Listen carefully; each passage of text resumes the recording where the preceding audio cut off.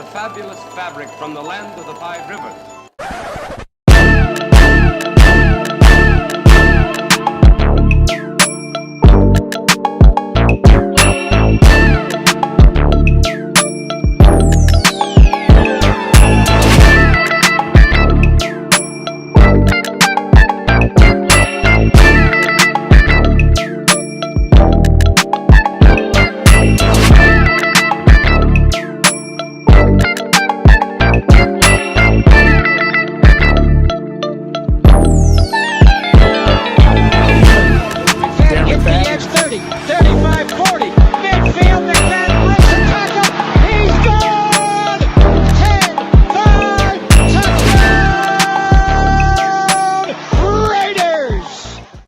Years ago, when we came to Los Angeles, I really believed that the greatness of the Raiders would be in its future.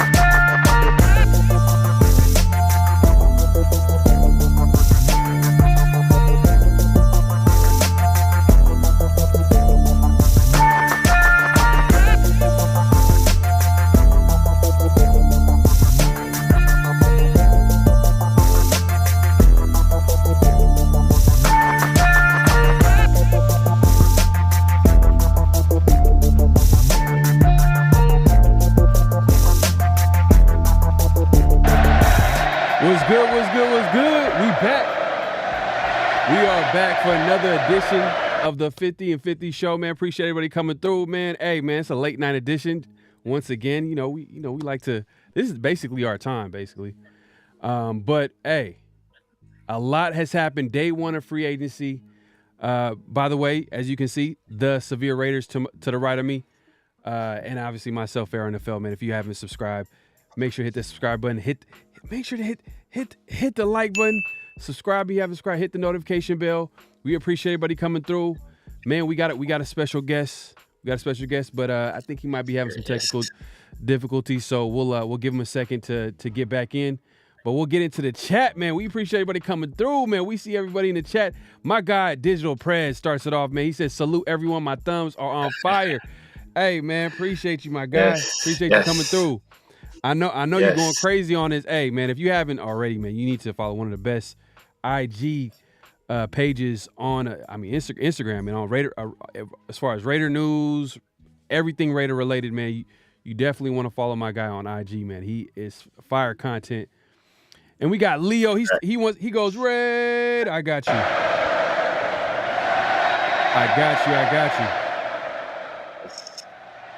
We got Daniel Kim, one of the great mods out here in Raider content creating right here. This guy's one of the best mods out there. Daniel Kim, appreciate you coming through.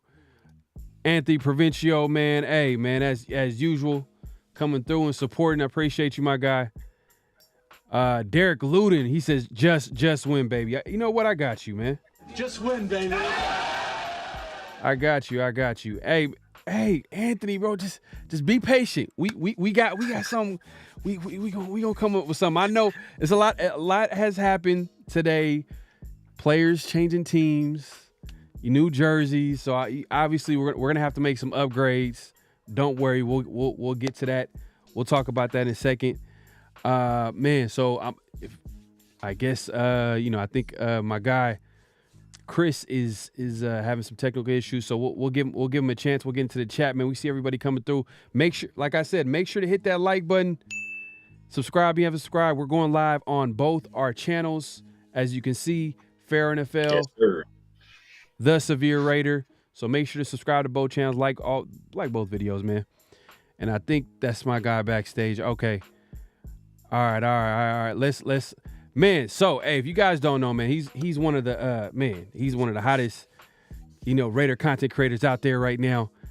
My guy. I'm not gonna waste any time, man. I'm not gonna waste any time. My guy, Chris from Protect the Shield podcast, man. I appreciate you coming through. Hey, man, I appreciate y'all having me on, man. My boy Pharaoh, Severe. What's going on, fellas? What's good? I'm good, man. How y'all doing? Hey, doing good, man. Hey, man, appreciate you coming on short notice. I mean, I know you've been talking to Severe. It's my first time meeting you, but I appreciate you coming on. And obviously, you know your stuff. You guys haven't subscribed, make sure to go to subscribe, Protect the Shield podcast on YouTube. Man, appreciate everybody coming through. But man, it's a lot to talk about. Let's get started, man. It's first day of free agency. Well, technically, it's legal tampering period. But the way the NFL works, it feels like legal tampering period is free agency. Yeah, that's day one. It's day one. So we'll still get into it because a lot of contracts have been unofficially signed or official, however way you want to look at it. But we've seen crazier things too in the past. Like we see players sign contracts or unofficially come to agreements. Yeah, exactly, and then change their mind. I think the first time I ever seen that I can remember, like the first was, I think it was McKenzie was the GM, and it was an old lineman from I don't know, someone in the chat. I don't know if you guys can remember the Roger Saffold. There you go. He went to the Rams. He ended up going to the Rams. He was with the Rams. He backed out on us. There was an issue with his physical, and I heard from word on the street is that Mark Davis didn't like it, and he told him to cut the plug, and the rest is history. But that was a crazy situation. But and obviously last year, I mean, one of the first signings we had was Jimmy G, and then the day that he was supposed to get signed, he didn't show up to his press conference, and there was a delay.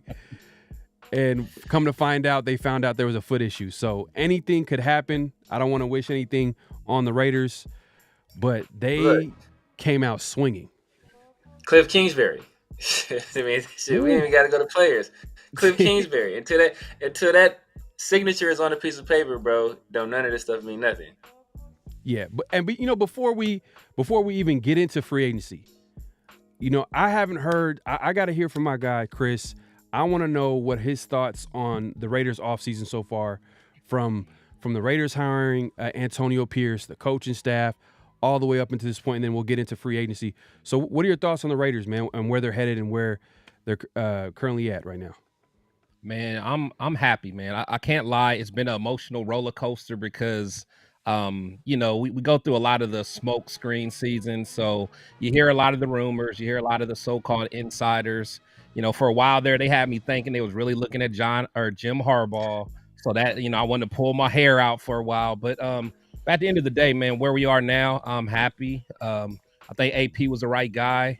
I'm okay with Getsy. I can't say I was doing backflips, but I understand the hire. I definitely think we dodged the bullet with the whole Cliff Kingsbury thing. But overall, I'm feeling good. I feel like for us to be, what were we, 8-9? I've never been this excited coming off of a losing season. So, AP got me hyped.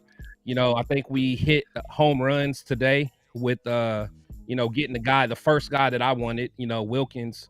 I'm feeling good right now, man. I'm feeling good. There was a couple things I wish that went different, but overall, I'm good, man. Okay. So what are your thoughts? Okay, so you're good on Antonio Pierce. The coaching Yeah. staff, you kind of have like a mixed feeling about it. I know where you're coming from with. Obviously, we don't know what we're getting from that offensive coordinator. We know that Antonio Pierce is a defensive Right. guy, so that OC needs to be on point, because if he's not, we're going to be seeing the same thing over and over again, a la Pittsburgh Steelers. You see what they're Right. going through. You know, you got a defensive coach in Tomlin, and they've been having issues at OC, and you know it can just be an issue that you can keep seeing over and over again. But hey, look, you know, at the end of the day, let's keep it positive. We'll try to keep positive and keep it real at the same time. So, sure. but yeah, man. So you're big on like the coaching staff, a little mixed bag. But now the combine happened. Anybody from the combine that stood out? You know, so I always try to. This is like the first year I'm trying to teach myself to look at things a little bit differently this year, because usually, you know, I get excited for the combine and overhype people. But I told myself this year I'm not getting overhyped, and I'm not doing no mock drafts until after free agency. So that's my thing. So I've been pretty disciplined on that. But from the combine standpoint, you know, I don't really pay attention to the quarterbacks, but I like to see, you know, the linemen, to see how they can move. You know, I like to see the DBs, see, you know, how they go in and out of their breaks and stuff like that. But to be honest, you know, Byron Murphy, he definitely caught my eye. What's his name? I can't. What's his name from Oregon State? The tackle. Fuaga. Yeah. I really like him. I mean, I really like his tape, but you know, just seeing him at the combine, the way he moves, just kind of reiterated what I already saw on his film. So, you know, those are the guys that really kind of stuck out for me, to be honest. Okay. And those are key positions. I mean, some have been addressed today, and we'll get into it. And some are, you know, I'm a little concerned a little bit, because we lost the guy at a spot, and you mentioned the guy that could possibly be a replacement in draft. So I see where your mind is thinking in it, and that's a high value position, and that's where you want to attack. You want to attack those high value positions early in the draft. Right. But one of those high value positions is quarterback. So it's kind of like, if the quarterback's there, you're gonna have to go there. But obviously, if we can't get that, then we'll go for the next best thing. But hey, now we're here, first day of free agency, and man. No, wait. Before we move on, go ahead. You hit on quarterbacks for a little bit, and this man, he is a Wolverine. You know, he's a Michigan fan, and there is one particular quarterback at the combine who has been rapidly ascending draft boards, and he is at one point was linked to the Raiders. That is one J.J. McCarthy, or as I call him, Jake Locker McCarthy. And I would just like to get Chris's thoughts on him, or let him share some of his wisdom as the man who has watched every single snap that this quarterback has played since the spring game. Freshman year spring game. And that's why I hate when player or, you know, people try to talk to me about JJ, who just started watching his film, aka highlight reels of him, trying to preach to me about JJ. One thing about JJ, I mean, he's a good athlete. He'll be a good teammate. He is a good leader. But my thing, he's just still too green. You know, honestly, as a Michigan fan, I wanted him to kind of go back one more year, you know. But the thing with JJ is people don't realize Jim Harbaugh did his best to hide his flaws. And the way he did that was Jim Harbaugh made sure every year we had probably like a top 3 defense, at least the last few years had the top 3 defense, made sure we had a top offensive lineman, and made sure we had a top running game. And that's all he did. He hid behind Blake Corum and Donovan Edwards, and, you know, did all his stuff basically off of play action, you know, a lot of tight end stuff. And that's what he did. And I'm not mad at it because it worked, because we were able to really dominate. We were able to, like on 3rd and 7, it was okay. We could do a draw, you know, or we can still run a dive and know that our number 1 defense is going to get the ball back. But if, you know, he did not take many risks with JJ. That's why JJ's completion percentage was high, but when JJ was young, before he was even starting, they would try to bring him in every now and then. They would only bring him in, and everyone knew they was only going to bring him in if he's going to run like a speed option and he's going to keep the ball.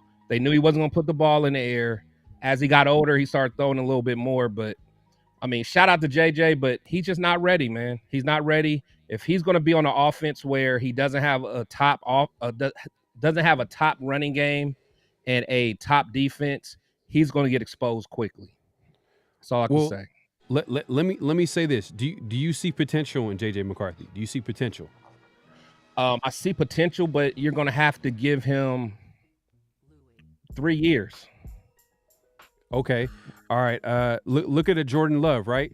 A Jordan Love. I'm not comparing the two, but Jordan Love has had time to develop. We seen what Jordan Love looked like when he first came out. It wasn't good. Yep. Right. And I'm comparing them because people fell in love of the traits of Jordan Love, like the big arm, athletic ability. Exactly. But as soon as you seen him on the field, you're like, ooh, this guy, I don't know. But he had the luxury of being behind Aaron Rodgers.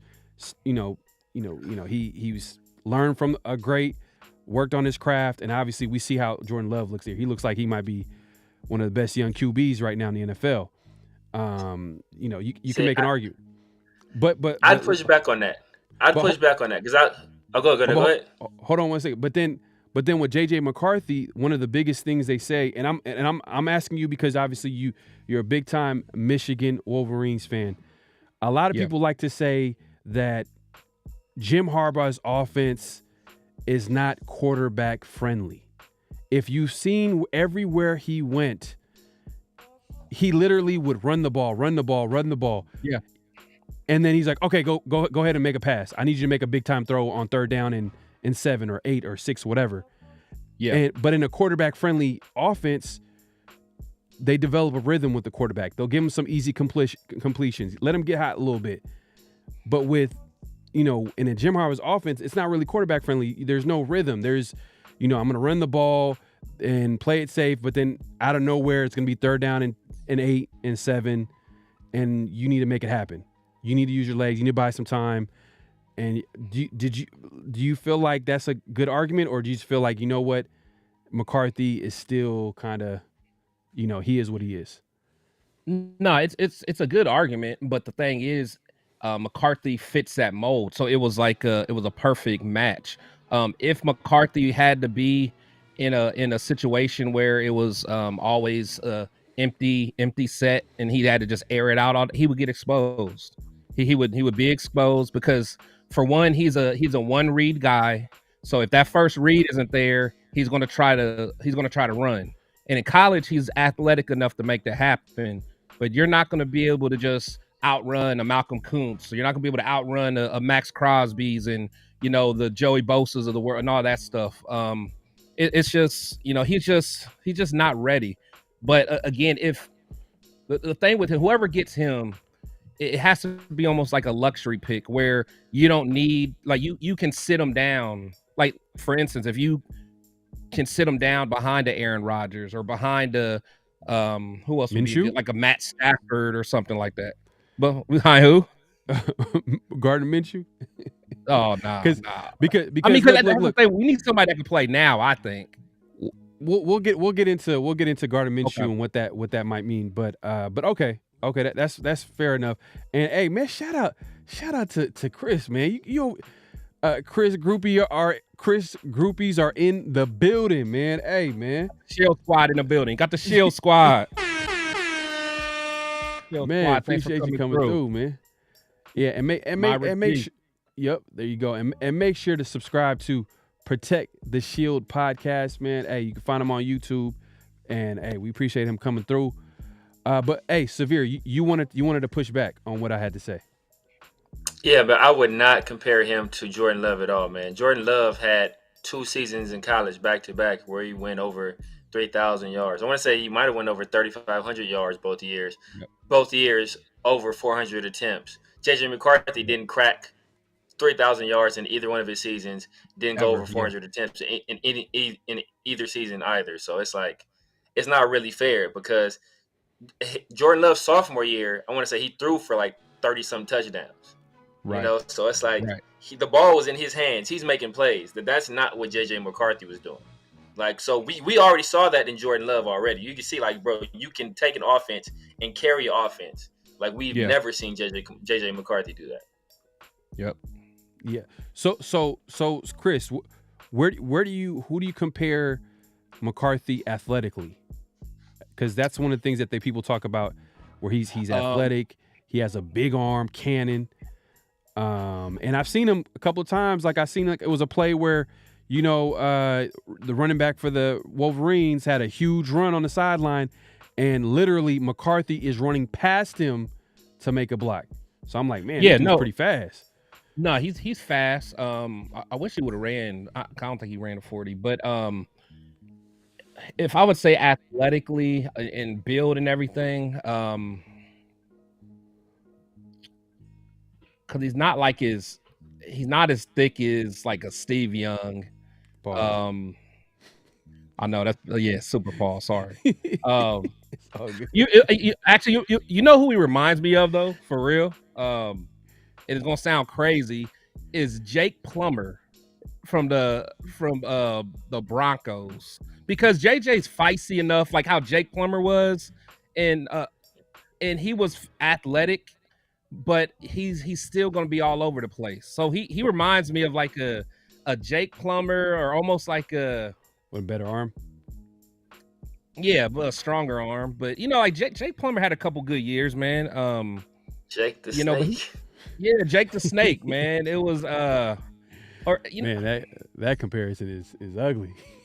No, but that's what I'm saying. That's why it drives me crazy when people are like, let's go ahead and rock with him. I'm like, okay, if you get him in the 3rd or 4th round, then maybe, but people talking about getting him at 13, they're wild. They're wild, man. Yeah.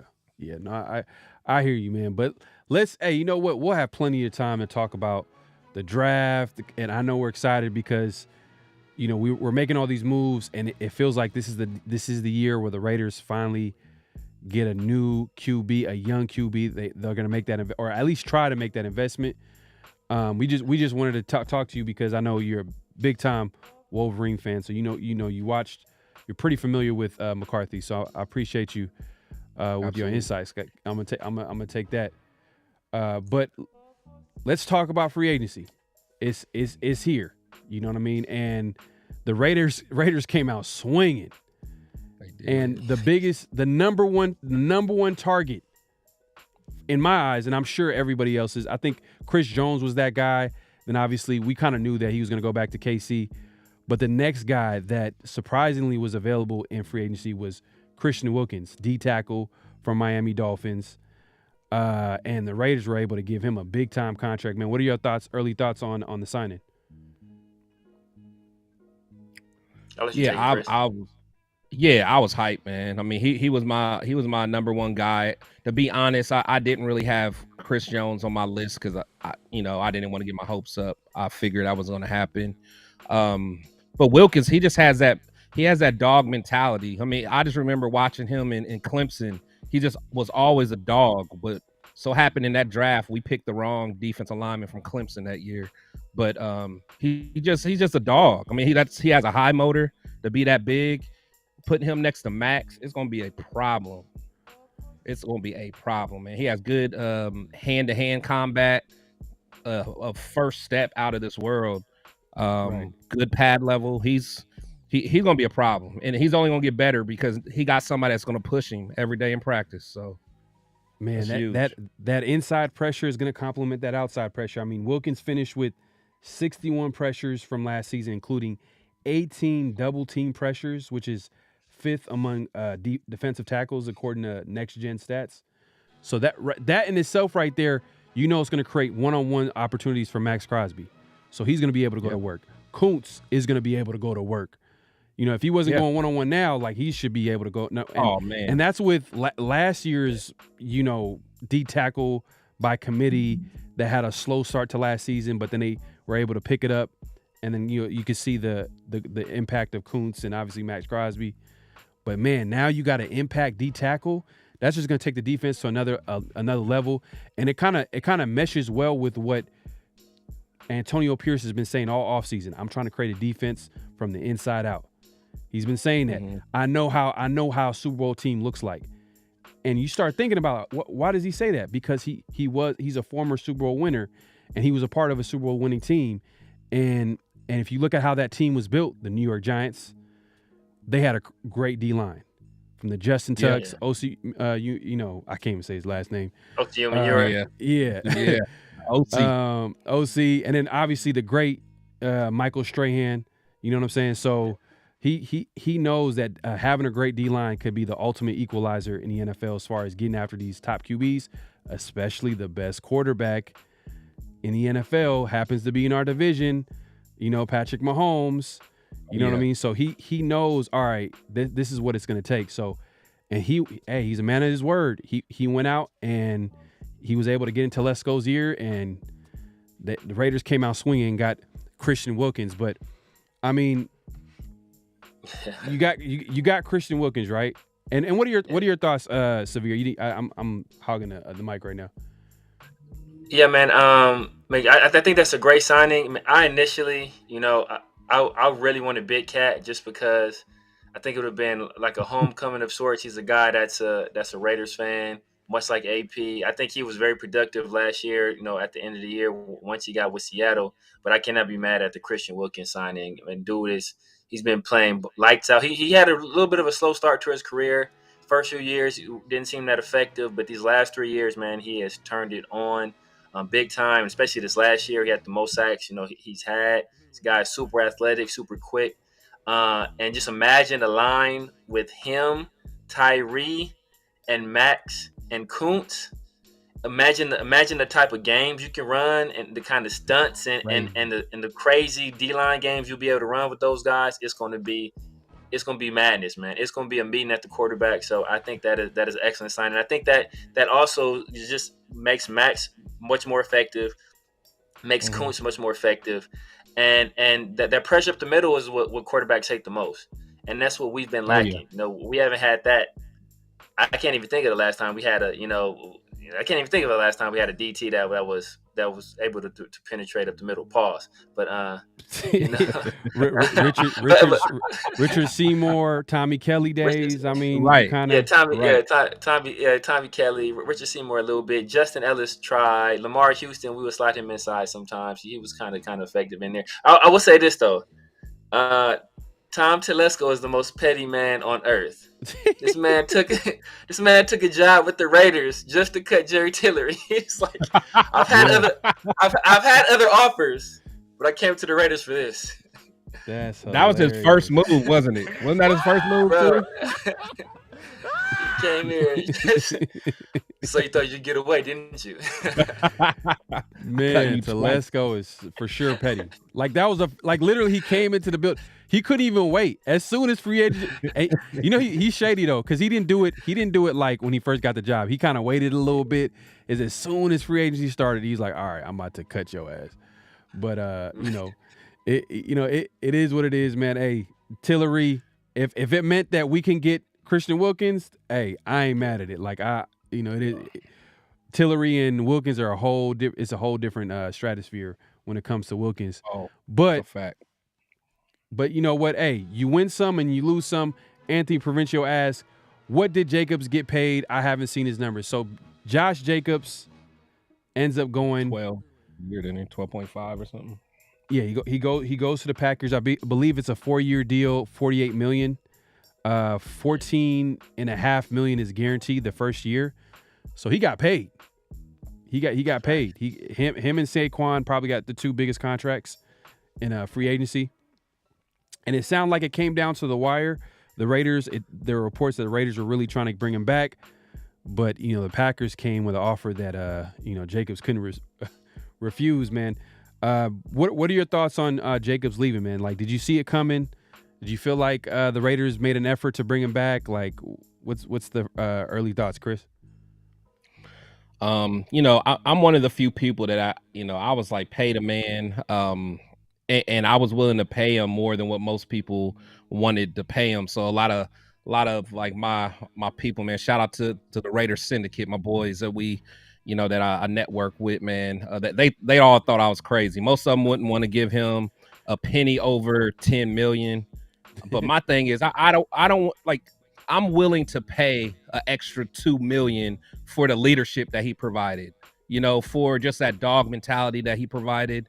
Like I always go back to last year, like people were complaining about, $1 or $2 million, but then we had someone like Brandon Bolden on the squad, just like collecting the check. Like to me, I didn't understand it. I know Bolden did special teams and stuff like that, but I just felt like he was just taking money we could have gave Jacobs, and I'm sure we could have scraped something off the top to make up that $2 million. But I don't want to get too long-winded, but I wanted to keep him, but shout out to him. You're only as good as what you can negotiate, and he got a good deal in the Packers, so shout out. Yeah, man. But Severe, what's your thoughts? I think everybody knows my thoughts on Josh Jacobs, man. I had Josh Jacobs. Josh Jacobs was trying to hide. I had his number 28 packed up. He changed his number to 8, trying to get away. Nah, bro, I found you. Get you up out of here. Get you up out of here. I missed that. I've been the very first show I was on. I was on with Chris, Protect the Shield, Big Mike, and Kane Town. I think Raider Primos, and I said back then, man, yeah. I don't think that Josh Jacobs was worth that money. And I said back then, if Zamir White gets a legitimate chance, Zamir White is going to be productive. And I said Josh Jacobs better not let him get that chance, because that's when I thought he was going to hold out into the season. And I was like, if he gets that chance and Zamir White balls out, he's not going to be back with the Raiders, and that could severely hurt his value. Now it didn't hurt his value on the open market because somebody was willing to give him that, that 12.5. I think it's like, but the way they structured the deal is really like a 1-year deal with like 3 years of team options. So it's kind of funny with the money, but it makes for good headlines, So it's only 12.5 guaranteed. So if he's bad, they can cut him. Which is essentially the situation he was in with us this past year, a 1-year deal worth like 12 point something million. So he's he just substituted that for now. If he does well, he has no control, right? The team has complete control over him for the next 3 years. So I just don't think he was worth the money. I said initially I'd give him 8.5 before the salary cap spiked. After the salary cap spiked, I said I'd give him 10, but I was not willing to go past 10. Yeah, I think Yeah, go ahead. No, bad. Real quick, let me ask you this though. So, do you think the sample size that you saw of Zeus is enough to say he's ready to be RB1 though? To me, I'm not convinced. Yeah, but that's why you have an off season. But I don't want an RB1. I want a committee. I mean, it's still a committee, but usually someone's going to get, someone's going to get the most carries out of it. You're okay with him being that lead guy though? I think against one of the best run defenses in the league, when our quarterback couldn't complete a pass for 3 quarters, he carried us to a win. When everybody knew we were going to run, he iced the game with Chris Jones on the field against Spags, against that defense. He iced the game for us with some big runs in that fourth quarter on Christmas Day in the cold. So I think he's a guy who he has the ability. I just think people don't want to give running backs the chance to get their rhythm. So you can't bring a guy in for 2 carries. He goes like 2 yards or may go 1 yard here. I'll be pulling him out, because generally what happens with these guys that run the ball, they get that, that 1 yard run, they get that 2 yard run, then they might lose a yard. But then that third one could go for 20. But if you pull him out before that third one, you never see that 20-yard run. So it's like, I don't think he was given a fair shot. But that's the thing with the running back by committee, though. You really don't give a guy a chance to really get popping. Like I like how Cleveland Browns did it with not last year, but the year before, the way they did with Hunt and Chubbs. It's like I think they did like two series with Chubbs and then 1 with Hunt or something. So it was at least enough to get you going. Because like you said, if you do just a run here, a run there, you're not getting in no groove, man. So exactly. I feel exactly. Yeah, man, you kind of conceded. The writing was on the wall for Josh Jacobs. He had a slow start to the year. He missed all of training camp last year due to the contract dispute. and it kind of affected him early on. He looked out of shape early on in the season. And then you probably could say, oh, the O-line probably wasn't blocking as well or whatever, but it was still a slow start. And then he got hurt. And then, he didn't have statistically one of his best years. And now he's coming into this offseason, and it's like the Raiders they showed their hand. And they're showing their hand was like, we're not going to franchise you. Because usually when teams franchise, it's a negotiation tactic. They're going to franchise you so they can have more time to figure out a contract. They didn't want to do that. The Raiders had a number in their mind, and if it went higher than that number, sayonara, peace, you out. And that's exactly what happened. Josh Jacobs chose to go to free agency. The Raiders, it sounded like the Raiders tried to bring him back, but as soon as the Green Bay Packers like, oh, that's what the Raiders are offering, we got you. We got this for you. What you think about this? And then Josh Jacobs instantly took the deal. And you know what? I ain't mad at it. I'm mad at it. It is what it is, man. It's just this. It's part of the game. Free agency happens. Teams, you can get players. You can also lose players. But my guy, Ray the Tape, is in the building, man. Hey, man, where you been, man? Man, appreciate you coming through. He says, I'd be sick if we got JJ. Oh, man. Hey, look.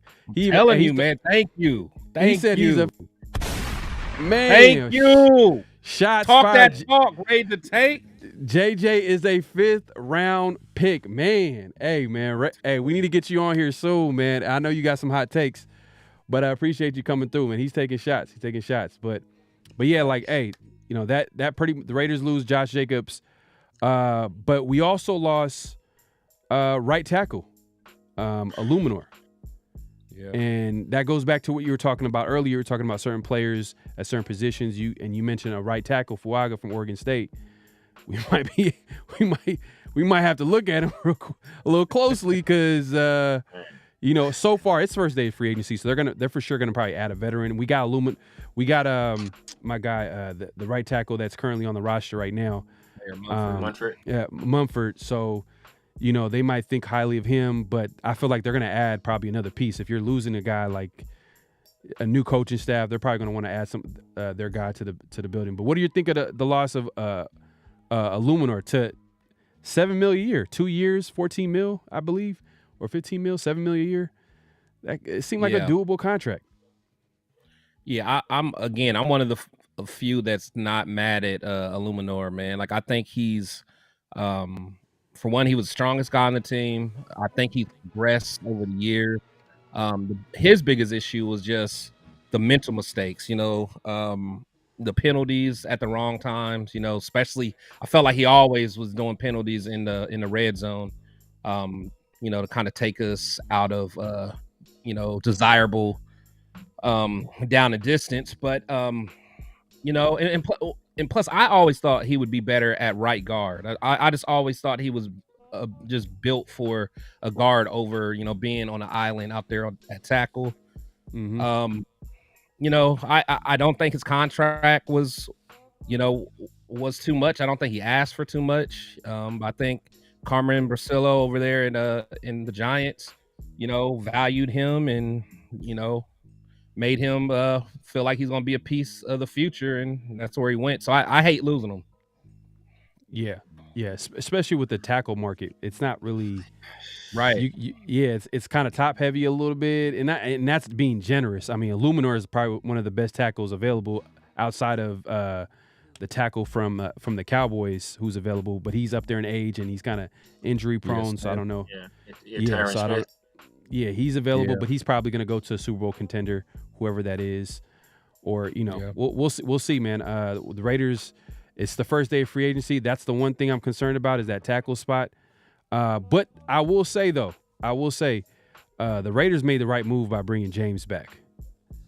Andre James. They were able to re-sign him over the weekend.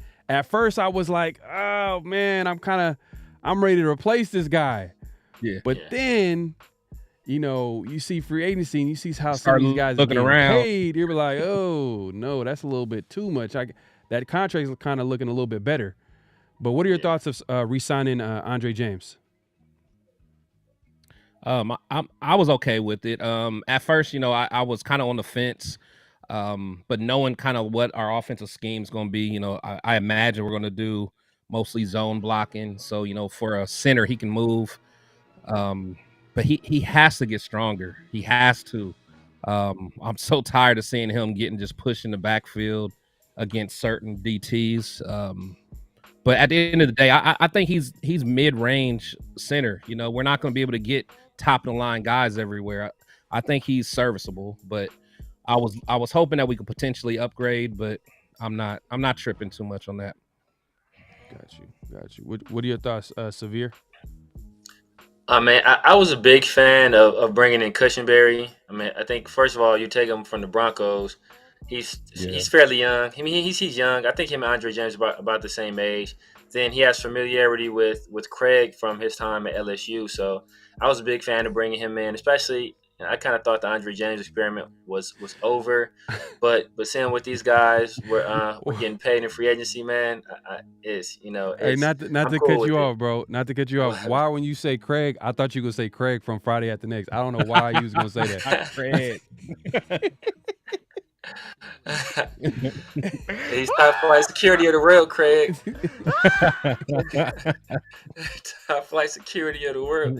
But go on, man. My bad. Yeah, man. I mean, and you kind of want to. You ideally you would want to keep some continuity, right? Whether that's right to left or left to right. So it's gonna be Andre James at center, and it's gonna be Parham either to his right or to his left, and then Colton on the other side. Would have liked to have brought Loom back, especially on that kind of deal. The fact that they didn't bring him back for that kind of money lets me know that that they want to either draft a guy or they want to roll with Munford or roll with Wagner at that position, because you're not gonna get a right tackle, especially of Loom caliber for 2 years, 14. I mean that's very good value. Yeah, man. And Unholy Roller says Frankie. He says Tommy Kelly ain't even close to Wilkins. And hey, and that should tell you how bad it's been. That should tell you everything you need to know. Right. I mean, if I gotta think about it and be like, oh, Richard Seymour maybe, or Tommy Kelly, or like someone in the chat says, Space B says Warren Sapp for a paycheck. You know what I mean? Yeah. That's how it's been for the Raiders at the D tackle spot. Like it's been so long since we actually tried to address it, like really address it. I'll say the only time I feel like where it looked like that maybe they try to make an effort, but they just didn't have enough money was old boy D tackle from the Detroit Lions. Sue. But the Raiders got outbidded by Miami Dolphins, and the rest is history. Man, Sue was playing us. Sue was using us as leverage, man. Yep. Sue was using us as leverage. He had no plans on coming here. But we've tried and failed, man. Man, but I think everybody in Raider Nation was like, "Oh man, Sue's a perfect Raider. He has that, that kind of bag." He grew up a Raider fan. Exactly. Yeah. It would have been a perfect opportunity, but at the end of the day, it never happened. But that's like the closest to like a great D tackle that we had as far as signing him in free agency. So, it is what it is. But yeah, man. Hey, Seymour was a trade too, so it wasn't even like we signed him. So that was a trade. So if we're just talking about pure free agency, Warren Sapp's probably it. Honestly, if you really think about it. Yeah. As far as production, like, I mean, he had like 10 sacks, I think. Around 8+ sacks. Oh, Sapp had a couple good years. But it's hard to judge because those teams are so bad. I'm not gonna lie. So bad. They had like Derek Burgess, and that's it. And Nnamdi. Yeah, Derek Burgess was a dog though, man. He was. Derek Burgess was fire. Yeah. We had Captain Kirk. I think we had Captain Kirk at that time. Captain Kirk and Thomas Howard, the law firm. That was actually our best linebacker crew in a minute. Man. I like them cats, man. Yeah. Thomas Howard, our man, they would get them pick sixes. They was athletic. RP. Yeah, man. But hey, look, it's that time. It's that time in the show, man. Flag on the play, man. This is Severe's favorite segment, man. I always say that, but I love this segment, man. I love this segment. Offense. He was giving them the business. He was giving them the business. Hey, man, look. I think the biggest thing we can say that as a flag on the play is some of these players are getting overpaid, man. Did you see that contract that my guy Kirk Cousin got? Man, this dude. Kirk, that's my cousins. Kirk, that's my cousin. Okay, that's okay. All right, for sure. All right, Kirk, that's my cousins. But yeah, Kirk Cousins got another huge contract in free agency, and this dude's coming off an Achilles injury. Is he even going to play the beginning of next season? I mean, that type of injury. I mean, that's the injury that in my opinion, that's a whole different discussion. But that's a serious injury. Let's just leave it at that. But then you got that guard in that went to the Panthers that got paid $100 million. And just the guard market overall has been like crazy, and that's who was that Hunt? Yeah, Hunt. Robert Hunt. Yeah, Robert Hunt. The Dolphins. Yeah, and just the guards in general have been getting paid all over free agency, and then it kind of make so. What I was alluding to earlier when I was mentioning that the Raiders made the right move of bringing Andre James back was like they kept him at center instead of getting rid of him and moving Parham to center and then bringing in a guard, but the guard market. They kind of, and that's why you got to play chess. They seen it coming. Hey, shout out to Telesco, man, and Champ Kelly, man. They doing their thing, man, doing their homework. Because as soon as they seen that market, man, that's that experience. Whew, that was a great chess move. Getting two guards in this market, that's nasty work, man. That would have been nasty. But were there any contracts that you seen where you seen a player get overpaid? Yeah, I mean that Kirk Cousins was that really caught my attention because like I ain't want no parts of that at all. That was the main one that got me. No, I got you. Some people might say even Christian Wilkins his contract was huge. It was crazy, but he did get the thing is though he's a blue chip player, so it's kind of hard to go against that. But it's a slight overpayment, but that's one of the situations where if you want to take a guy like that from his team, you got to offer him a little bit more because you kind of got to lure him away. Yeah, he's the third highest paid DT in the league right now, I want to say, so it's a lot of money. I will say this before I get into this segment because we are talking about Kirk Cousins. I think he is one of the guys that got overpaid. How bad is Justin Fields has to be that instead of trading a pick for Justin Fields, they gave a 35-year-old coming off an injury all this money. How bad is Justin? I rest my case on Justin Fields. I rest my case. Oh, that's right. You don't like Justin Fields, do you? Yeah, if y'all just joining us, it's your first time watching the 50-50 show. This is the time of the show where Severe goes on his Justin Fields rant. So just be patient. He'll get through this. But go ahead. And hearing these rumors about Justin Fields, I swear to God, all this good grace that Tom Telesco is building up, if we trade, unless we trade like Hunter Renfrow for Justin Fields, I'll do that deal. But if we trade draft capital for Justin Fields, I'm out on the Telesco train, bro. I'm done. In a anything like market, a fourth? Nope, like nobody wants him. Like, they trying to give Justin Fields away. And people are like, nah, I'll roll Russell Wilson. Nah, I'll roll with Gardner Minshew. Nah, I'll take Kirk Cousins coming off this injury. Nah, I'll take Sam Darnold. Like, nobody wants this dude. Like, nobody. Like, I put like this. The people that got fired because of Justin Fields immediately got jobs. Matt Nagy got fired because of him, immediately got a job. Luke Gaethje got fired because of him, immediately got a job. The Bears are trying to give Justin Fields away, and nobody wants him. They're like, hey, guys, we get it. It's not your fault. It was Justin's fault. Come on. We got a job for you. Well, hey, also, I want to mention this, too, about because we're talking about players getting overpaid, and Kirk Cousins was one of the guys that we mentioned. There might be a silver lining because Kirk Cousins goes to the Falcons. Falcons are picking number 8. And that's a team that was quarterback hungry, so they're off the board. They're not going to be drafting quarterback at number 8 in the draft. So now that's a plus for the Raiders. If they're trying to trade up and get to a spot, now that could be a possible trade partner for the Raiders, or you know what I mean. It just gets rid of it. Might be a silver lining here, and then another thing too as well. Like, go ahead, Severe. You about to say something? I'm about to say that silver lining could get immediately tarnished if we trade up to 8 and draft JJ McCarthy. Because immediately tarnished. Oh my God! Don't even put that in the atmosphere, man. Don't even put that. See. Nah, but we did lose Josh Jacobs, but this just happened not too long ago. I mean, I think a few hours ago. Zach Moss, a guy that I was kind of looking at like, ooh, the Raiders can get cheap, and bring him in. He ends up signing with the Bengals. You can see it on the screen, 2-year, $8 million deal, which is a great deal. But that led to Joe Mixon getting dropped, getting released. Is that a guy that the Raiders should target possibly? Or do you think that might cost a little bit more than what the Raiders should pay? No. I don't think Joe Mixon's going to be that expensive at all. In fact, Joe Mixon last year took a pay cut just to stay with the Bengals. The Bengals still and the Bengals still cut him. I think Joe Mixon is going to get around probably that same two for $8, probably less than that, to be honest with you. And for a veteran guy who has had success, I would immediately, if he's taking a 2 for $8 deal where only maybe the first year is guaranteed, I'm jumping all on that. Yeah, and you know what I just thought about? We didn't even touch on this.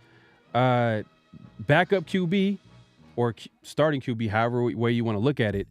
The Raiders signed him today. Gardner Minshew, the guy that is kind of bittersweet because he beat the Raiders in Oakland last game of the season. Derek Carr couldn't get the job done. But, it is what it is. But Gardner Minshew was the guy, that quarterback that played for the Jaguars at the time, to beat him in Oakland, last game in Oakland, man. So it's kind of like, man, this guy's playing for the Raiders. But he is a solid backup and a good example of what a bridge quarterback should look like. What are your thoughts on go ahead. I just want to chime in real quick. I saw something on the chat that must be addressed. And just another DJ said, I better not let Justin Fields catch me in the streets. Now, if Justin Fields throws punches, anything like he throws footballs, I will be okay. I'll be all right. Damn. I'm walking out without a scratch. If somebody's standing next to me, they better watch out. But hey, man, this dude Severe, man. This dude Severe is not holding back today. He's not holding back. And part of it has to do with some of the rumors that were popping up today. The Raiders were possibly in talks and trading for Justin Fields, which I didn't get because it didn't work out with Getsy year one. So I don't know. It didn't really make sense, but I guess they checked on his market. And I think you would think that would take him out of, signing Gardner Minshew would take him out of the Justin Fields, sweepstakes, right? Yeah. My hope is that Gardner Minshew, like the money we signed Gardner Minshew for, I think that is a perfect quarterback room if we bring in a young quarterback. We got a veteran guy who's shown that he can take over for a fairly high drafted quarterback and have success with that team.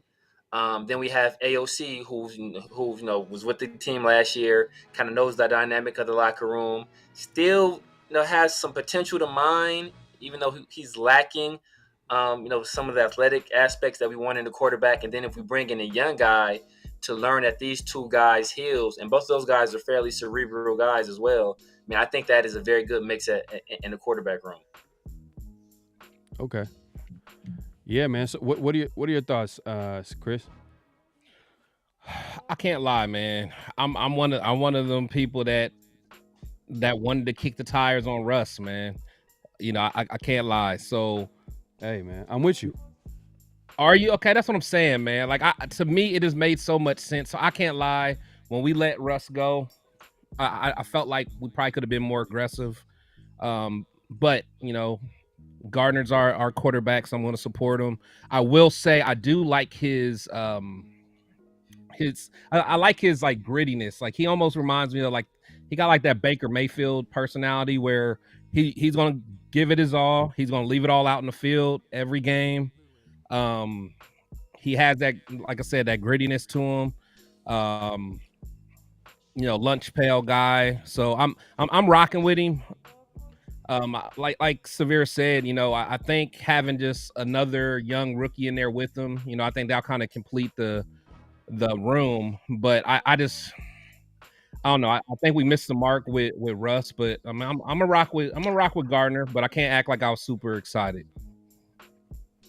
No, I agree 100%. I think what makes me excited about Gardner Minshew is because you see the writing on the wall a little bit. You kind of see it as a chess move. You're like, okay, I see what they're doing here. They didn't really break the bank. It's kind of right there at that backup spot, low end starter, possibly a couple of starts here until the young QB gets ready. But you could tell it still frees them enough to attack quarterback at any point in the draft. And I think that's the big thing I get from Gardner Minshew. It's like we're still going after a young QB. It's not a contract like, for example, like a Jimmy G contract where you like, what are you thinking? Right. Like why are you giving this guy that was a terrible contract. Like why, but that's a whole different conversation for another day. But yeah, football guys take care of us on that one though. Whoo, man, thank God. Whatever he took that to get caught up, man. Me and Severe kind of are like conspiracy theorists. Like he might have cut a deal with Mark in the back room somewhere. Like, hey, look, just you'll get your money. Don't worry, you get your money, but we need you off the cap. Yeah, we need you off the cap. Take this dive, man. You take this dive. Man, something, man. But yeah, that's pretty much a flag on the play, man. Some players got overpaid, but let's get into notable quotables. These are quotes that we find sound bites of.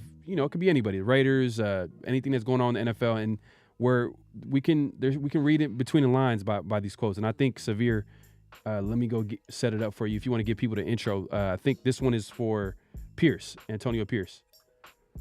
Yeah, man. So Antonio Pierce has been doing a lot of media. He recently did an interview, and the question that's always being asked of him, the question they want to ask is, who do the Raiders want at quarterback? They kind of, roundabout way of asking is they say, what qualities are you looking for in your starting quarterback? So this is him giving the answer to that question. I just want a leader. I want a guy that can lead, that wants to compete. I want a guy that's not afraid of a challenge, because this is a big challenge that we have in front of us, especially you got the world champs in our division again. You know what you got to deal with each and every year, as long as Patrick Mahomes is in that division. And I want somebody that says, you know what, I want to go for that challenge, because that's the same way I look at it going against, those other 3 head coaches in this division. And then somebody that just wants to really compete. I want to see that competitive spirit in our quarterback. A guy that, when the game's on the line, he wants the ball in different ways, either making the throws, doing it with his legs, or, putting us in the right call. So those are the things I'm really looking for, those intangibles. I don't want to go with the unknown. I want to go with a proven winner and somebody that knows what it's like to grind and go through some adversity, because we're going to go through that. Okay. Uh-huh. Is there anything from that, Chris, that you can take and see, like, all right, who's a quarterback that fits that? Who's a guy that you feel like can fit that mold that he's describing? I mean, it was pretty general, but also could be specific to a certain player. Yeah, I mean, we all know who he likes and who he wants, and that's Jaden. But but honestly, when you hear him just say that, I mean, I gotta admit, it has a lot of Gardner Minshew. If you're really listening to what he's saying, as far as like a top end competitor, and again, like it's a Baker Mayfield type player, that's gonna leave it all out there on the field. So it reminds me of those two guys. But I know when he's saying it, he wants that young pup, Jaden, man, and I think, I'm not, I'm one of the few that's not wanting to really just give up the farm for him, but I think it's gonna happen. So, man, yeah, and Daniel Kim says 56 likes, man, and it's more than that at this point. Hey, make sure to hit that. Hit them likes. Hit that like button, subscribe if you haven't subscribed. We're going live on both our channels, Severe Raider and PharoahNFL. Make sure to like the video, subscribe if you haven't subscribed, hit the notification bell. And we got a special guest. So make sure to head over to Protect the Shield podcast. My mods post the links and go over subscribe to my guy. Like his videos, man. We appreciate him coming through, man. Fire content over there, man. Content over there, man. Fire content, man. For sure. So, and just to wrap up free agency, by the way, is there anybody that you guys are looking forward to Raiders to possibly sign? Obviously, we got the big fish, but is there another fish out there that the Raiders are another home run, another big time signing that the Raiders can do? Is there a guy that you're looking at that's out there still? If I had to say, I wouldn't mind looking at another linebacker. I honestly think someone like a Devin White or is Kenneth Murray actually available? A lot of people be clowning me, but I like Kenneth Murray, man, and I think AP will be able to get the most out of him. Coming out of college, he was a dog. I think he got signed. I think I seen that as we were scrolling down and talking about. Oh, did he? Yeah, let me just double check right here. I think he signed. Leonard Williams signed. Jacoby signed. Let's see. Hold up. Jordan Hicks signed. Let's see. He went to the Browns. I could have sworn I just seen. Yeah, Kenneth Murray Jr. signed with the Titans. Damn. Okay. He signed with the Titans. He signed a 2-year deal, $15.5 million, with a max value of $18 million. Okay. Yeah. I like him. Is Devin White still out there? I know Patrick Queen. I know he's not still out there, is he? Okay. So you're looking at linebacker. I think Patrick Queen is still out there. I think Patrick Queen is still out there. Yeah. I wouldn't mind getting another linebacker, honestly. Okay. Severe, where are you looking at?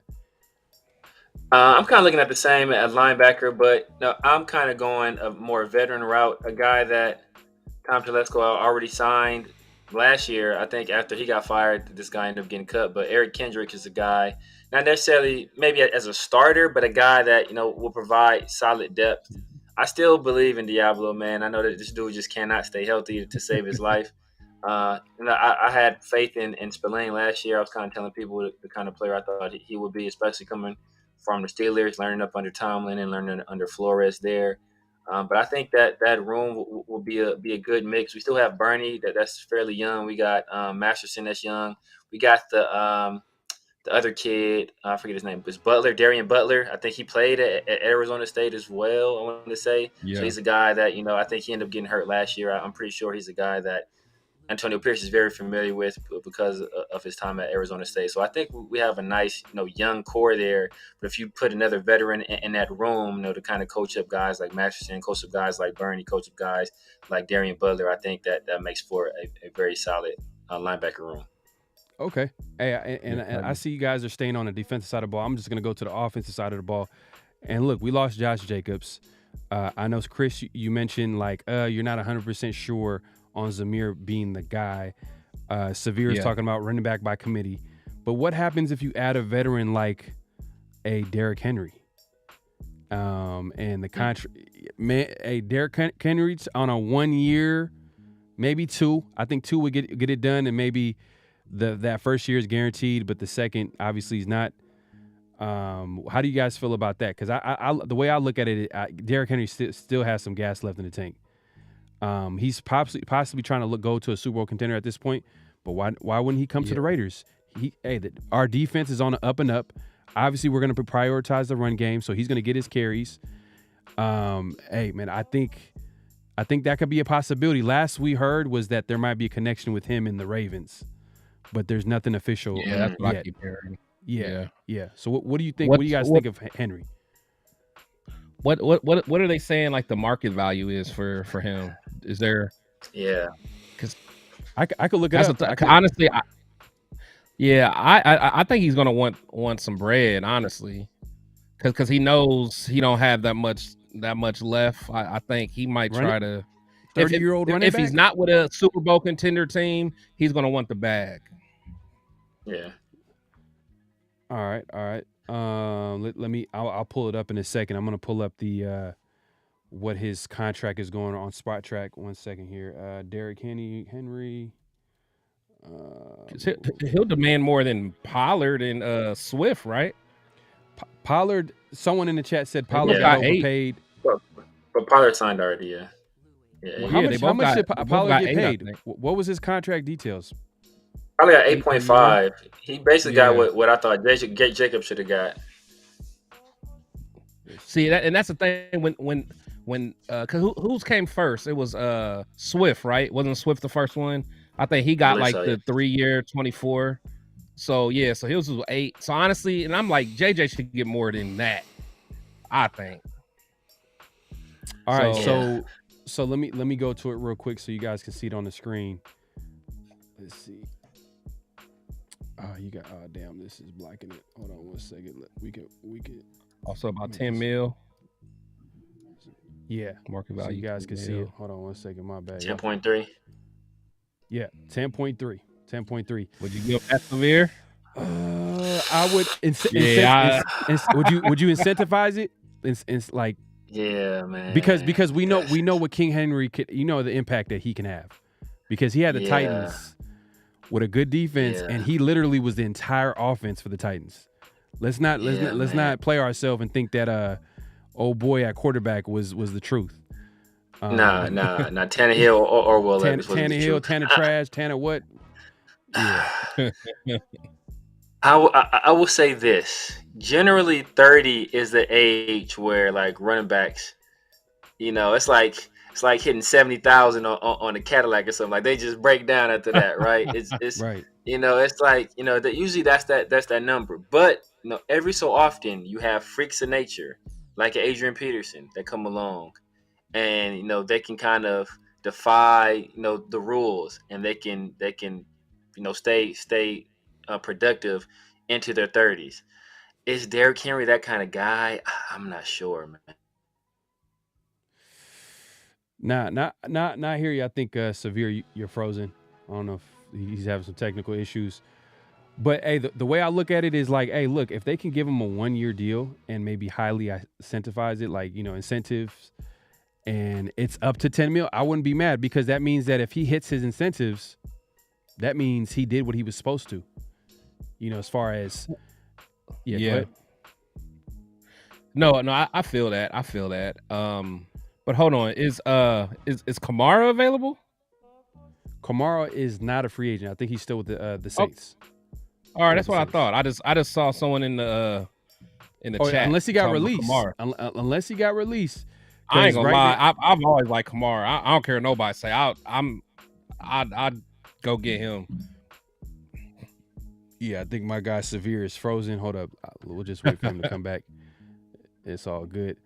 But yeah, man. So let me. He's gonna know the next notable quotable. Hold on 1 second.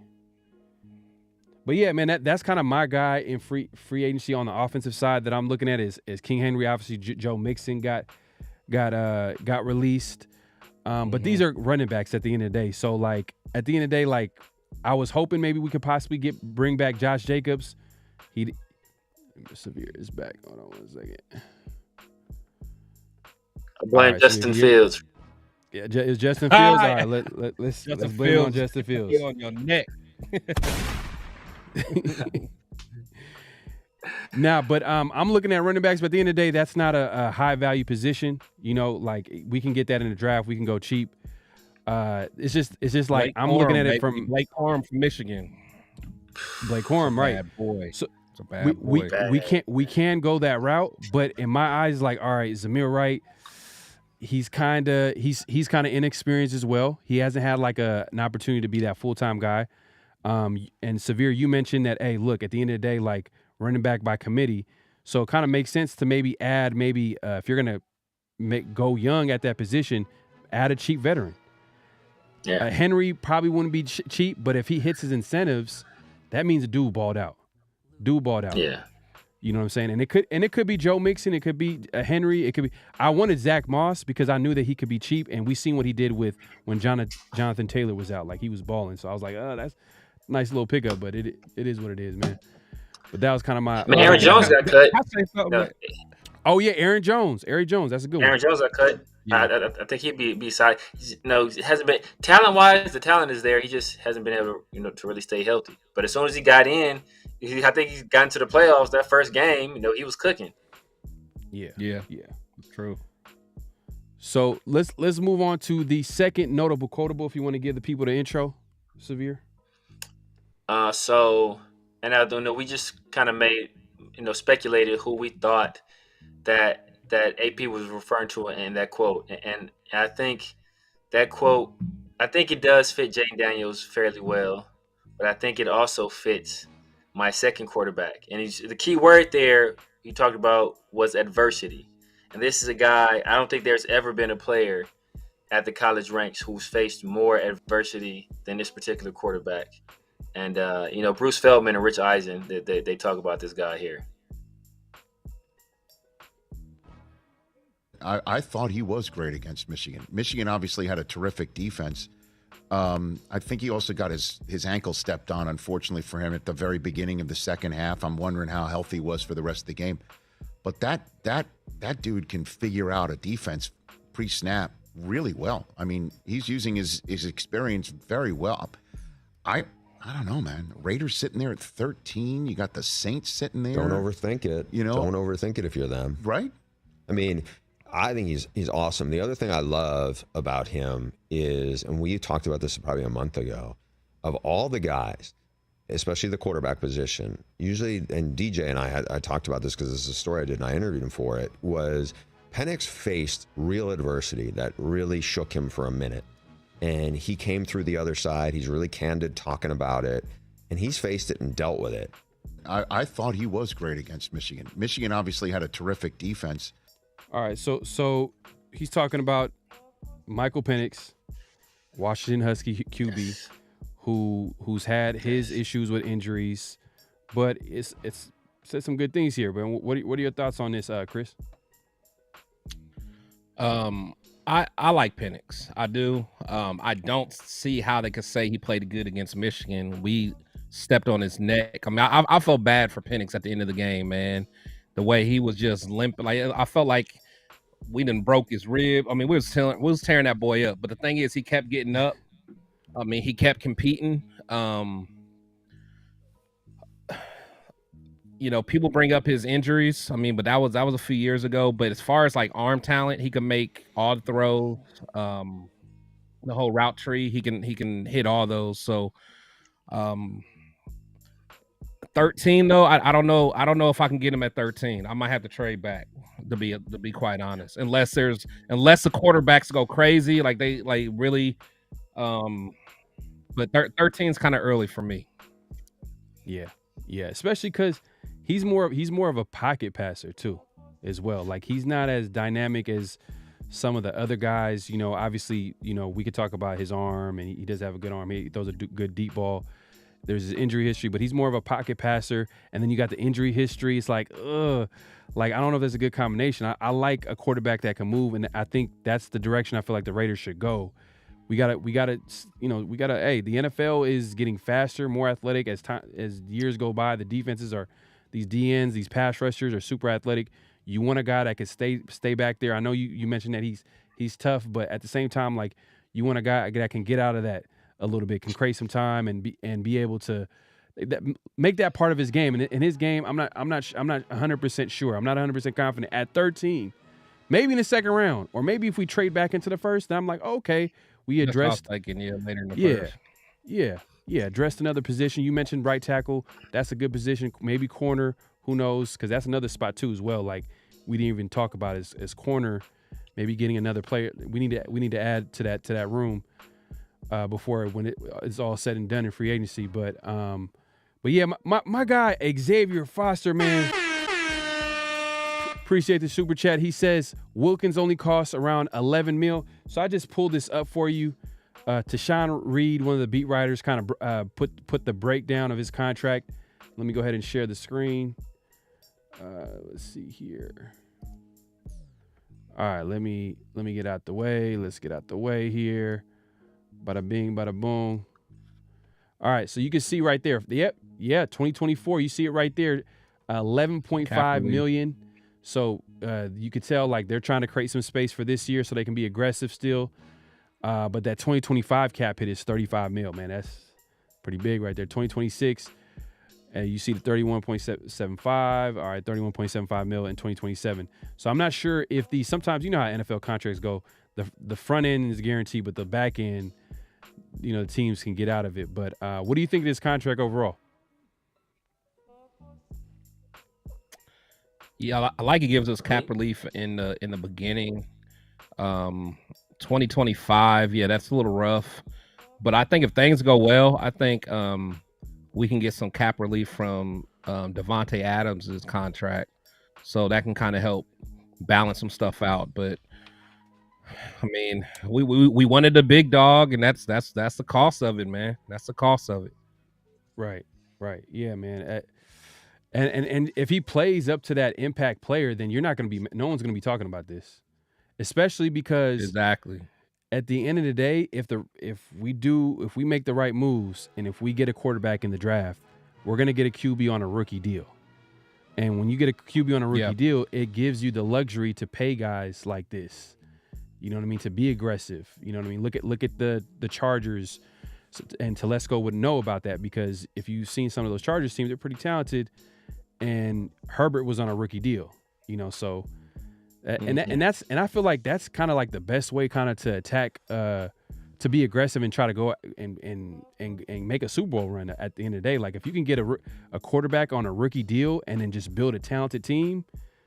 Look at we could talk about Russell Wilson and the Seattle Seahawks when they made their run. I think Wilson was on his rookie deal when they made their Super Bowl run, right? Yeah, with that talented defense. Yeah.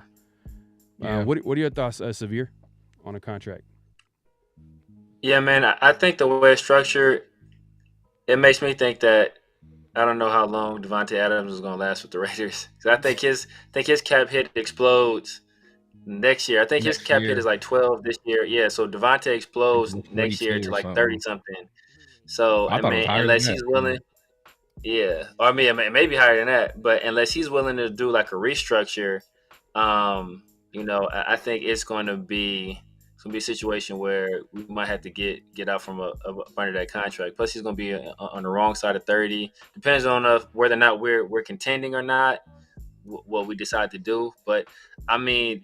Right now, pass rush is at a premium, and if you got a guy that can rush the passer from the interior, I think that is we've proven or we've seen that the best defenses in the league. That's what they're able to do. They're able to rush the passer from the interior. Whether it was the Rams when they were doing it, whether it's the Chiefs when they're doing it.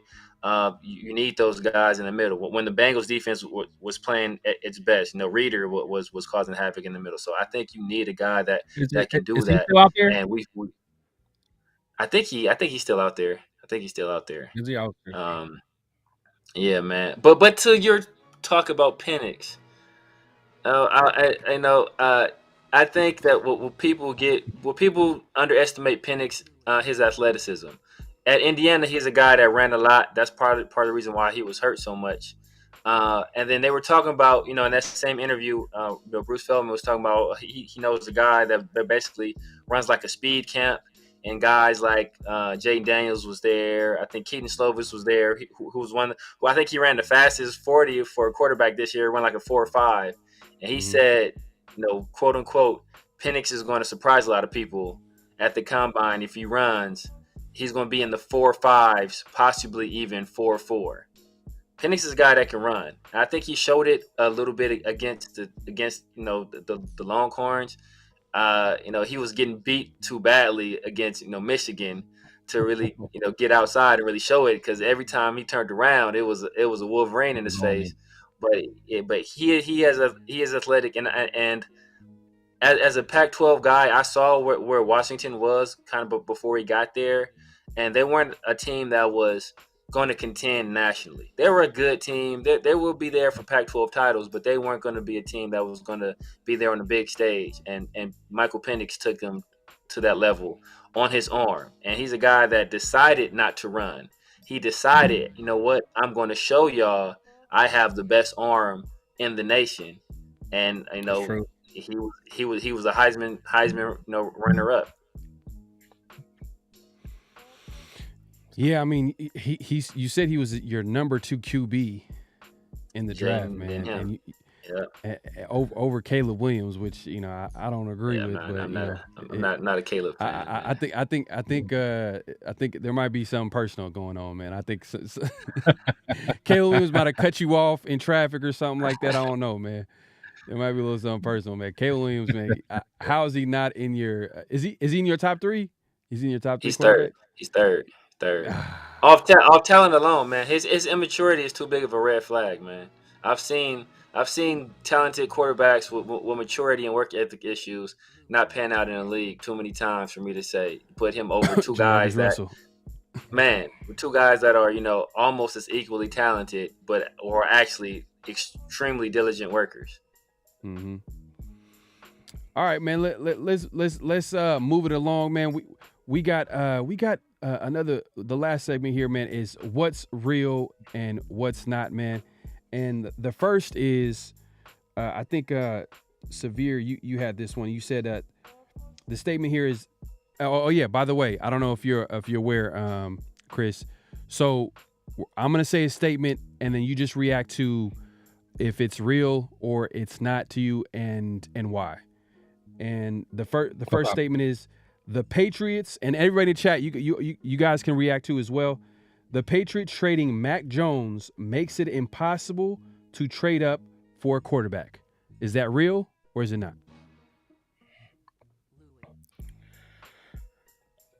I don't think it's impossible, but it's gonna be tough.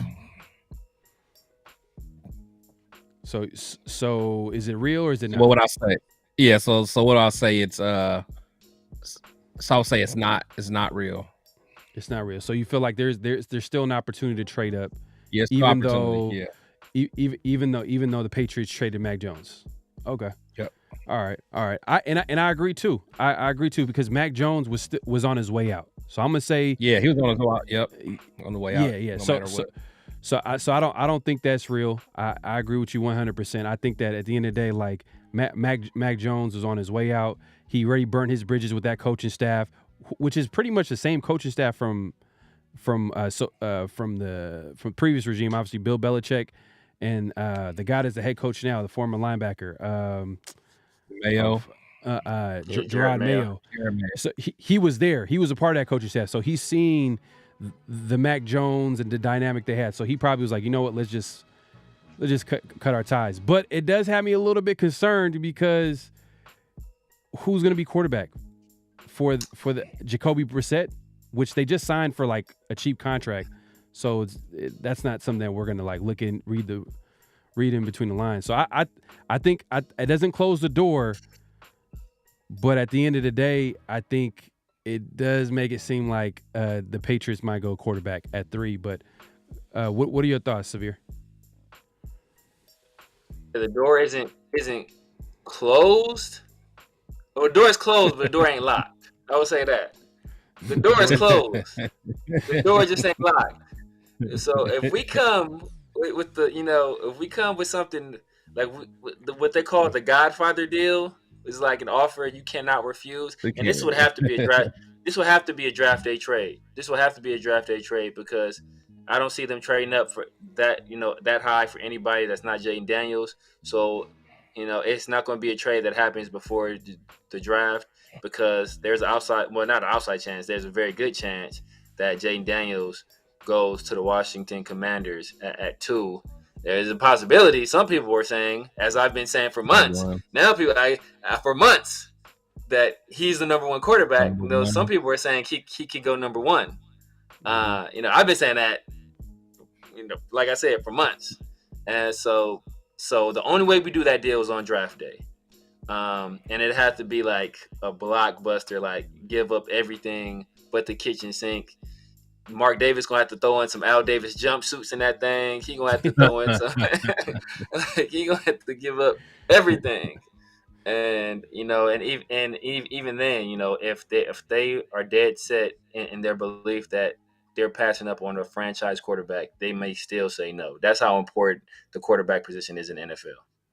Yeah, no, facts 100%, man. But at the end of the day, they're a team that has a lot of different. This is a full rebuild that the Patriots are going to go through. So if the Raiders come up and be like, "Hey, you're offering a deal that they can't," that could happen.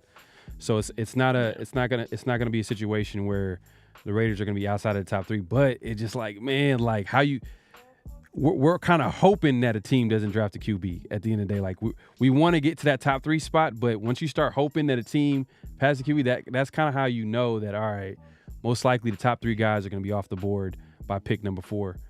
But yeah. We'll see. But the next what's real, what's not statement is Josh Jacobs never wanted to stay with the Raiders and just wanted the money. Is that real or is it not, Chris? Not real. And why? Yeah, because I I think ultimately he wanted to be a Raider. I think that was kind of the plan, especially when they got AP. You know, I really think he wanted. I do think the way the situation kind of played out this past year, it probably, was a little, probably got under his skin a little bit, but I think he wanted to be a Raider. I think he when he got that tattoo, he meant it. I think he wanted to be there with the rest of his class that's left. I think who was there? Max. Only Max is really there. But I think he wanted to be a Raider with Max. Honestly, he took pride in that. He embodies what a Raider's about. But it is what it is. Yeah. Severe, what you got? He don't like Josh, man. It's all about the money, man. It's all about the money. And you know what, man? Josh is the ultimate dude that like blames everybody else. Like he's like the last time he was out here, he's like, man, dudes ain't showing me no respect on these contracts. Basically, dudes ain't showing us respect in these contract negotiations. And they offered him 3 separate deals. He turned it down, long-term deals. He turned it down to be on the franchise tag. This time around, the Raiders are negotiating with him. He's saying all summer, oh man, we got AP here now. Things are different, yada yada. It's basically insinuating he's going to willing to take less money to come to stay with the Raiders because Antonio Pierce is the coach, right? He said if those last dudes was here, he wanted to break the bank, or he didn't want to be the hero. Well, bro, you was trash last year, so obviously you wasn't the hero. You're going to be in the committee with Zamir, so you're not going to be the hero, and you got the coach that you supposedly love.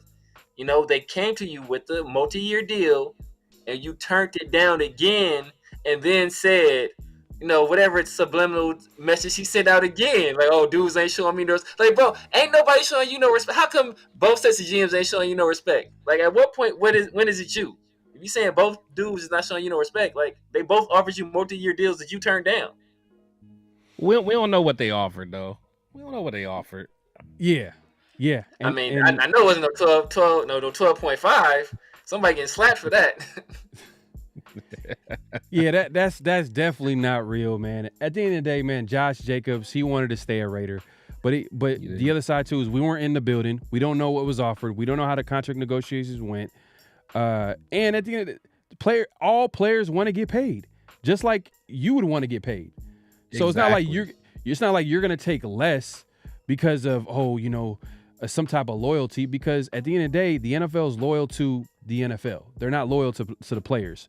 So they're going to try to take a discount wherever they can. And for the Raiders, they had to do what they had to do. They felt like it was the right move for them. And Josh Jacobs had to do what he had to do. And he got paid. And it looked like it went down to the very end. Like there was a possibility that he was going to come back to the Raiders. But when a team like the Packers comes in and basically offers him $50 million for 4 years, Josh Jacobs is not going to say no to that, especially a running back where he knows that he's not going to get a second contract like that. It's not like the NBA where, they'll take a discount here, but they'll get paid on the back end on a later contract. Yep. The NFL doesn't work like that. Right now, he's 26 years old. This is the time where he gets paid. And I think, he made the best decision for him and his family. And I'm not mad at that. Man, the guy has a Raider tattoo. I think Cleveland Farrell and Max got Raider tattoos, man. Like, It don't get Raider than that, man. They're committed. They love the fans. They love Raider Nation. They love being a Raider. It just, at the end of the day, the NFL stands for not for long. So it is what it is. That's about how long Josh Jacobs was good for. Man, you just not. Wow, y'all wow. Hey, but I said this and I predicted it though. I predicted it. I predicted that he was gonna leave, but I wasn't mad at it. I was like, it is what it is. Like, and you know what? You know why I'm good with it? Because we got Christian Wilkins. We got Christian Wilkins. The running back market right now in free agency is pretty good. There's still some running backs where we can get, and also the draft. There's some good options too as well. So. Hey, at the end of the day, like, I'm a fan of the Raiders, not a player. Like, it's never gonna be like, oh my God, like Josh Jacobs left. I'm not gonna be a Raider fan. So at the end of the day, like Raiders are gonna have that ability to upgrade from that position, or at least not. I want to say upgrade, but like fill that position with another player. Yeah, man. Yeah. I mean, I would say this: Josh Jacobs finna learn a hard lesson. First of all, Wisconsin has state income tax, I believe, so he's gonna be paying those taxes. So that 12 and a half is not gonna be looking like it looks in Nevada. Secondly, Josh Jacobs is from Oklahoma, played in Alabama in college, and then played in Vegas. Them weathers is not the same as Wisconsin. Getting tackled in the cold is a whole lot different than getting tackled in the dome. So he about to learn a very hard lesson taking them hits up there in Green Bay, Wisconsin. But it's a little bit off the beaten path. But the next move I want to see us make, extending Malcolm Kuntz. I think that has to be the next move. Agree. Agree. Agree. I like. I was thinking about that. I was, you know, that's a very good. I like where you're going with it, but I was thinking about it today. I'm like, you know what? That's a lot of money for the D line because Max is getting paid. We just gave Christian Wilkins. This guy's making $30 million a year. We just seen the contract. Outside of this year, he's getting paid at least $30 million. So you're gonna pay Kuntz, who's gonna get pass rusher money. He's gonna get pass rusher money, and we say, oh, we need to extend Kuntz, but pass rusher money is probably gonna be at least $20 million a year. And they haven't offered the contract now, but if they wait until next season, and he's do it now. You do it now. Do it now. Yeah. But what does that contract look like? How what would you say the year to year contract would be? 15 mil? See, I don't know because it's getting so crazy right now with what these guys are getting paid. But I mean, tight ends were getting crazy, well, not crazy money, but tight ends were getting paid, right? We signed Darren Waller around the same time that George Kittle got his extension, and we were able to kind of lowball him a little bit just because he hadn't been that productive yet, right? He hadn't seen multiple years of production. Yeah. If Darren Waller wanted to bet on himself, I like Josh Jacobs, he could have been in a situation where he could have demanded way more than he got, and we could be in a situation now with Malcolm Kuntz, where Malcolm Kuntz, if he comes out and replicates what he did over the last 9 weeks of the season, for an entire season, he's getting it back. He was like, by the numbers per analytics, he was just as productive as Max Crosby was. And imagine that now with a guy like Christian Wilkins taking some even more attention. Yep. Oh my goodness. And Tyree Wilson with more development, in the interior. Yeah. Oh my goodness. He's going to get stupid money. So I mean, he will. I bite that bullet now. Yeah. Why you got and if you got a quarterback on a rookie contract too, the Jimmy G money's off the books. You're not paying Josh Jacobs. I mean, I'd lock him up now. You got a rookie quarterback. You got all these cheap deals of quarterbacks. You're not paying the money that we saved on Jimmy G plus that $30 million in cap increase. I'll put a portion of that toward Kuntz. But what I'm saying is that what does Kuntz get though? A guy that's probably he's in his prime. He's like, I think he's probably at least 25, 24 years old. Like he's young. So this is the time where, these young pass rushers, they get paid. We just seen Brian Burns, which he's not on that level. You seen the type of contract he got. That's like on the high end. Yeah. But so just imagine it just a little bit lower. Yeah, but he only had that 1 year. Oh, go ahead. My bad. I know. But what would that's what I'm saying. Like, would it be like 10 million? Like, look, Simply Tron says 2 year, 20 mil. I think it's going to be more than that. That's gonna be more than that. Yeah, it's gonna be more than that. Like, what did Greenard? Didn't Greenard just sign like 4 for 75 or something like that? Bryce Huff just got paid too. Like, I'll look it up right now. Hold on one second. Yeah, I think Bryce Huff got like 3 for 50, 51, 3 for 50, 51. So I think it's like if we don't lock him up now, while he's like still like if we're still some question marks of can he duplicate this production? Yeah, we're not gonna be able to keep him. We're not gonna be able to keep him at all. Yeah. And Grenard only had 1 year production, right? Across from my man from Will Anderson, right? Only 1 year production. I think he signed 4 for 76 or something like that. Yeah, 4 years, 76 mil, 19 mil average. So you're giving that to Kuntz? Production. You're giving that to Kuntz right now? 4 years, 70 off of 1 year? But Grenard only had 1 year. That's what I'm saying. I probably would, man. I probably because you think about it, it's only gonna get more expensive, man. It's only gonna get more expensive. I would. It's only gonna get more expensive. If Telesco is slick enough, I would if you give him that contract, let there be out early in the contract, just in case he just falls, face first, and is not productive or whatever his injury. Then the Raiders have leverage to be like, let's tear this up and renegotiate this contract, or we're gonna have to go a separate way because we didn't think you were gonna be this bad with Christian Wilkins on the inside of Max Crosby. Like, would you say like maybe possibly getting out early in the contract because 4 years 76? Reggie McKenzie. Huh? Pull a Reggie McKenzie. McKenzie. I love Reggie McKenzie contracts. I love Reggie McKenzie. The trap door. Whoo, man. All those bad contracts we were able to get out of. That's what I love about the McKenzie contracts. Like, even though he missed on some contracts, which you're going to do, not all these free agents are going to come in and ball out. He was able to create an out, and hopefully Telesco learned from his mistakes with the Chargers, and he was able to at least make these contracts a little bit team friendly. But yeah, man, that's the thing though. It is kind of a gamble with Kuntz. Is if you give him all this money right now, it could, and he's only had one productive year, just 1 year, and he literally got hot near from the second half of the season. It wasn't even the full season. It was like the second half of the season. That's just my thing. But yeah, man. Hey, man, this has been a great show, man. It's you know what I'm saying? It's been a great show. We just had a lot to talk about, man. First day of legal tampering, free agency. Let's just say free agency. And the Raiders, like we said earlier, came out swinging.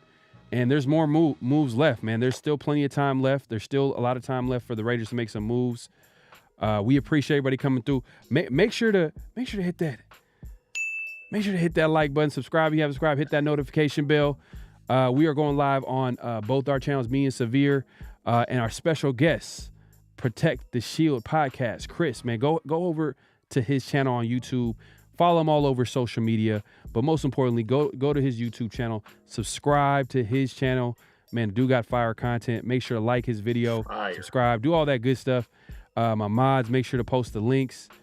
Man, and we got some Shield people from your channel coming through and showing some love too as well, man. The Shield Squad in the building. Shout out to the Shield Squad, man. Appreciate hey man, we gotta hey man, I'm kind of jealous, man. We gotta get a name for the people in the chat out here too as well, man. You got the Shield Squad over here. We got some over here. You know what I mean? We got man, it's gangs everywhere, man. We got the Field Squad. The Field Squad. Hey, that definitely ain't Severe. Severe ain't no Field Squad for sure. Right. He don't want no parts of that.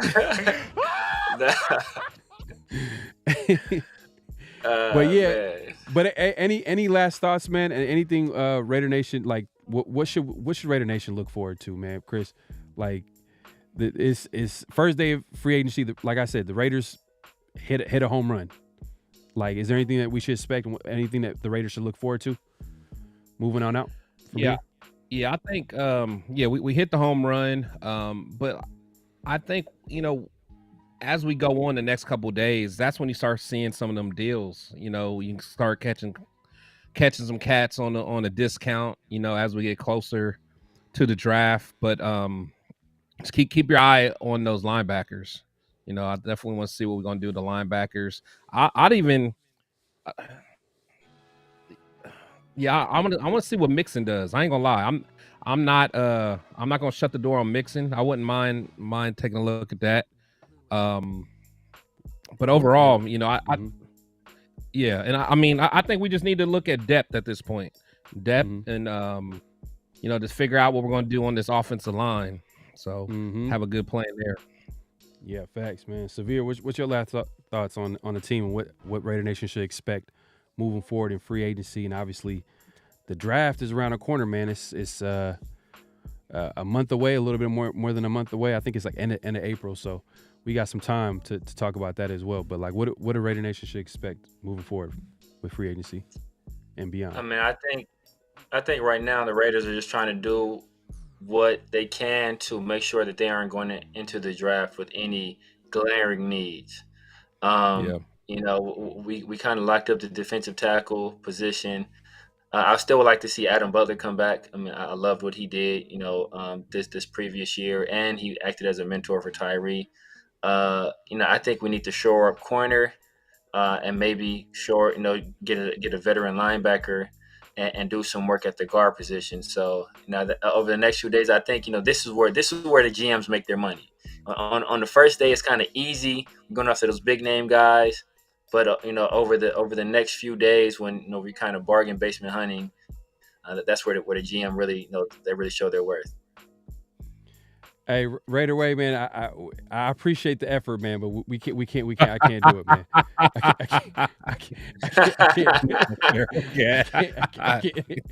I can't do it, man. I can't do it, man. But hey, look, it's a numbers game at the end of the day. It's a numbers game, so we gonna figure it out. We're gonna figure it out. But yeah, man, hey, as you can see on the screen, man, subscribe to Protect the Shield podcast, man. My guy Chris, man, I appreciate you coming on. Severe Raider, make sure to go follow him all over social media as well. Hey, appreciate you coming through, man, on short notice, and hopefully we'll be able to collab more often in the future as well, man. But yeah, man, hey, great show. Looking forward to what's going to happen next in free agency, man. And until next time, man. I already know you about to say something about Justin Fields. Go ahead and say it. Just go ahead and say it. I ain't gonna say nothing, bro. I'm not gonna say nothing. I've said enough about Justin Fields already, man. He's, you know, I've said enough. Justin gonna catch you lacking one day. He gonna catch you lacking, and he gonna pull up on you, man. All right, y'all, man. Hey, till next time, man. Peace. All right, y'all. Peace. Great Pharaoh. The gift of Troy is a fabulous fabric from the land of the five rivers.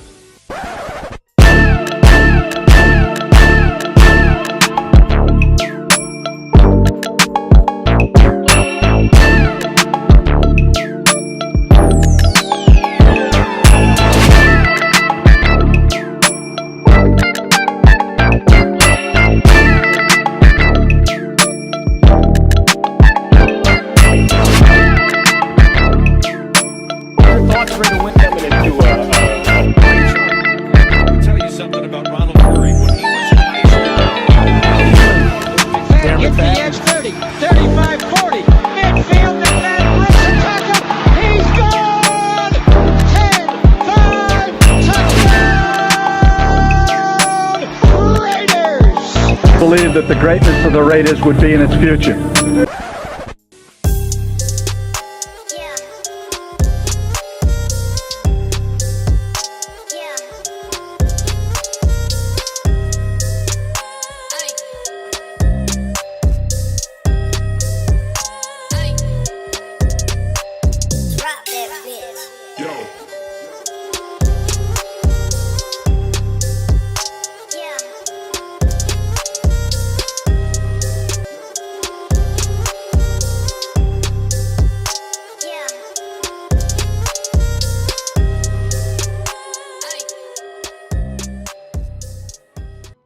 Just win, baby. Hello? You play to win the game. You don't play to just play it.